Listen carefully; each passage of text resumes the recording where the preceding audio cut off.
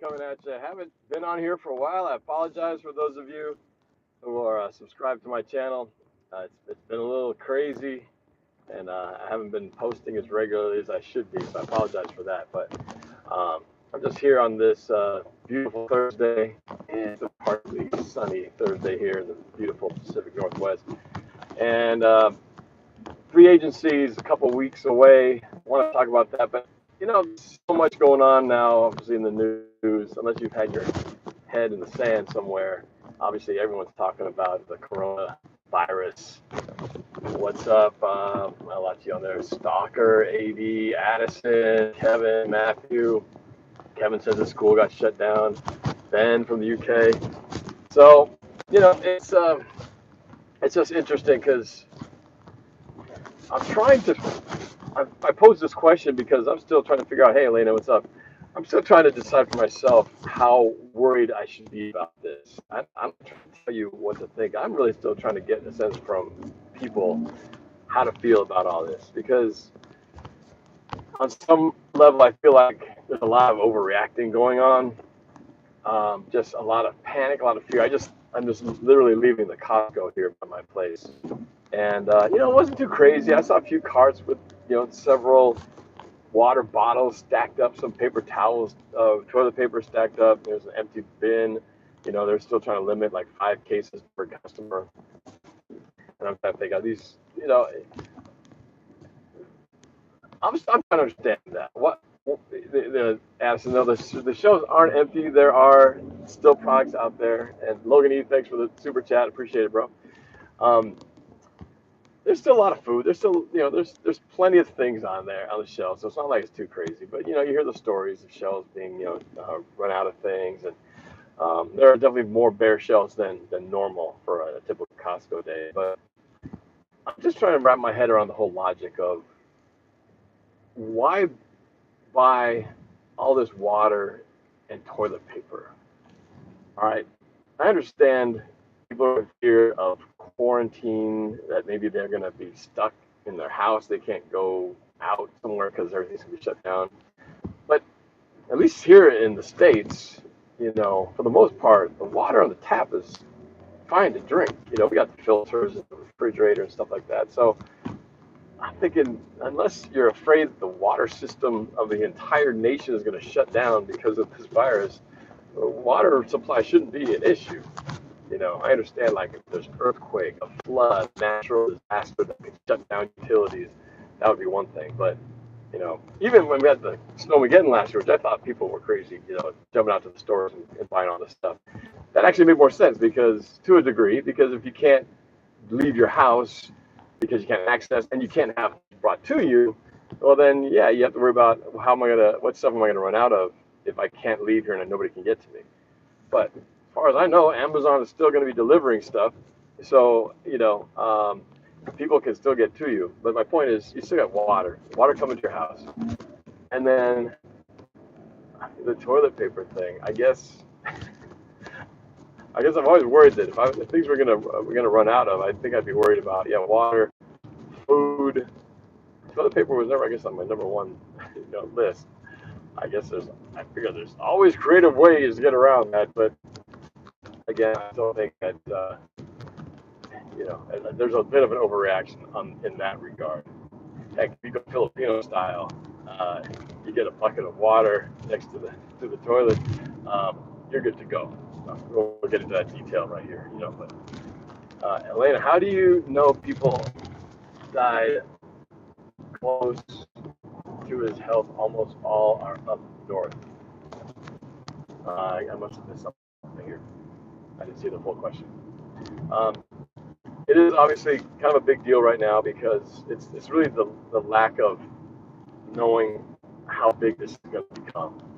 I've already seen that there's a North Shore School District closed for up to 14 days. That affects 25,000 students. Hazen High School closed. We had Kentwood School, one of our neighboring schools, closed down for a day, but they reopened. Our school district has not been affected yet, but I know that other school districts, Lake Washington, they've got like 15,000 plus signatures on a petition trying to get the district to close the school. And so, there's talk now about athletic events, March Madness upcoming, just anything where groups of people congregate to attend, potentially being canceled. I know a lot of events are being canceled. So this is obviously a real thing, and economically, the impact, if this could be thought about, how we should feel about this is what I'm trying to get a handle on. Because I tend to be one that doesn't panic too much. I feel like, we'll be all right. But maybe I should be more worried about this. Should I be more paranoid about everyone I come in contact with? There's a few people walking around with masks on, but for the most part, people are still looking pretty normal throughout their day. Addison says, mass sporting events, baseball is starting, March Madness, ticket sales are going down on those things. Yeah, that's another factor. Again, the economic ramifications of these things going down it's we've already seen it in the market. But again, relative to other causes of death, this is still small on the scale of things. The flu itself, the regular flu, is actually more deadly if you look at the widespread aspect and the number of lives that is taken. I think just the fact that Corona is so new still, and people are still trying to, get a sense of how deadly it is. It's so early, the numbers are kind of skewed. But Washington is one of the main places where we've had probably the most concentrated number of deaths in the United States. So obviously, eyes are on our area. But I guess I'm, trying to do that thing where I wash my hands. I played volleyball the other night, Tuesday, with my friends, and we were all talking about it, joking a little bit about it. But hand sanitizer before the game out. But I was mostly, fist bumping people and not high fiving.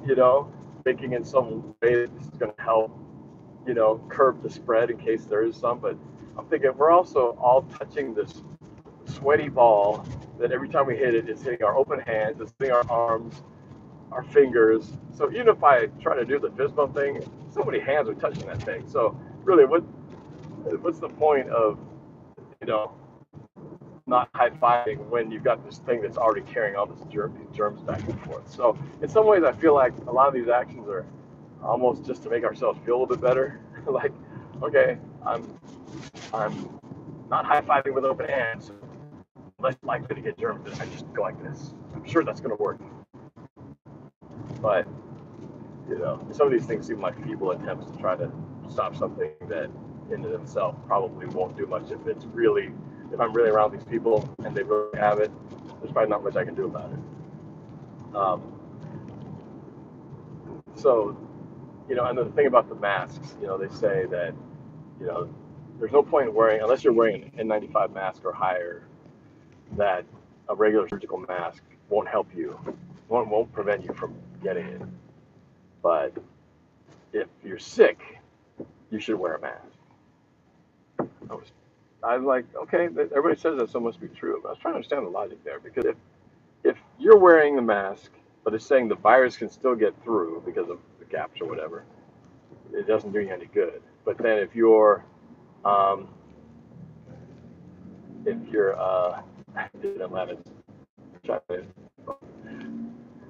if you have the disease and you wear the mask, that's actually more efficient. But if the virus can still get out, how is it that mask can do a better job stopping it if you have it? Because that's the same mask that fails to stop it if it's coming into you. It's like, is this a one-way street? Like, can't go out, but it can come in? And I didn't really understand how that's better if you're just, wearing it, and how it's more effective at stopping it than it's the other way around.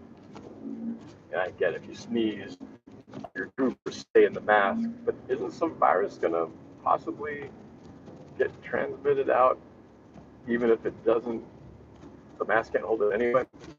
I don't know. These are the pondering questions I need to know.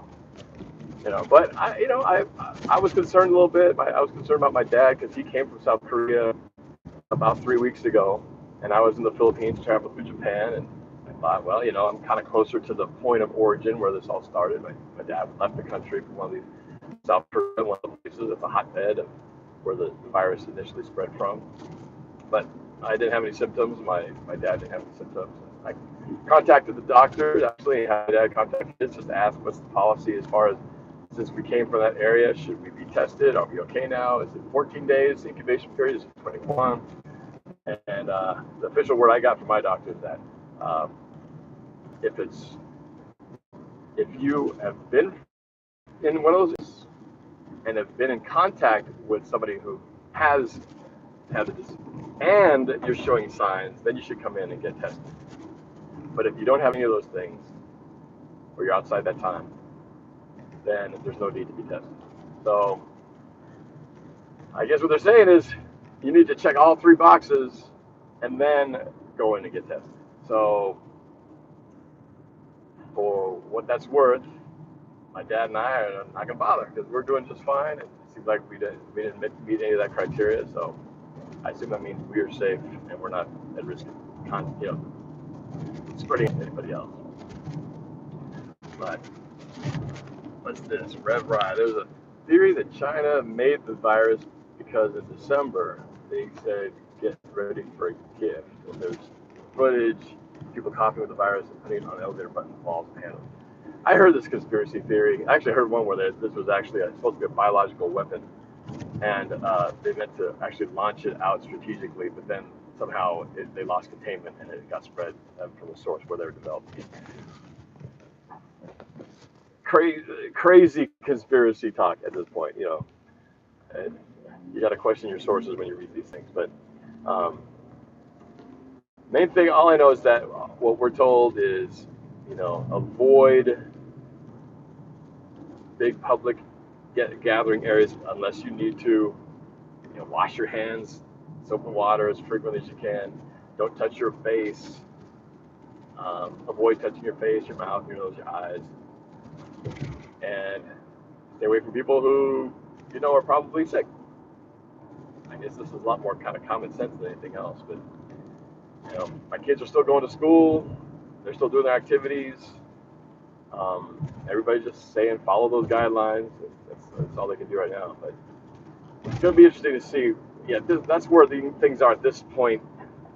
At this point of the year, and in 6 months from now, we're going to look back and either think, "Wow, remember that time when we were all freaked out about the coronavirus and we thought it was going to be a big deal? Oh man, what were we thinking? What were we thinking? That was so stupid." Or we're going, "Man, remember when it was just beginning? Little did we know it was the beginning of the end." Dun, dun, dun. So we'll see. You know, if I figure out kind of just if this continues to be a story and you know there's more to update, I'll kind of give my perspective from a Pacific Northwest Washington perspective. As of now, it's a pretty big deal. Schools are closing. Workplaces. I heard that somebody at Amazon came down with it, so they encouraged their employees to work from home. I think the same thing. There was a Microsoft situation. I think similarly, I've been advised most people need to stay at home. A friend of mine who's flying into town just came in from the airport. He said he took a picture of all the security lines. Nobody there. It's like dead. So obviously people are traveling less. It's probably maybe a good time to travel right now because you know, very short lines and there's probably some deals to be had. Especially if you want to go on a cruise ship right now. I think going on a cruise ship right now is probably you probably find the best deals around since everybody right now is just like the last place you want to be. The cruise ship is just like a death trap the way the news is reporting it. But anyway, well, we'll see. At some point, this is going to go one of two ways. It's either going to turn out to be a no big deal, and they'll have this thing. They'll have a vaccine, and it'll be not as bad as anybody thought, and it'll just be a blip on the radar. Or we could be the witnessing of the start of the apocalypse as we know it. Hopefully, it's the former, not the latter, because that would kind of suck, I think. Anyway, that's it. I got to go to the store here, get a few more things, and hopefully not catch the coronavirus in the process. But now, stay safe, wash your hands, don't touch your face, and fist bump instead of high fives. All right, take care, guys. We'll talk to you guys soon. All are well. Take care.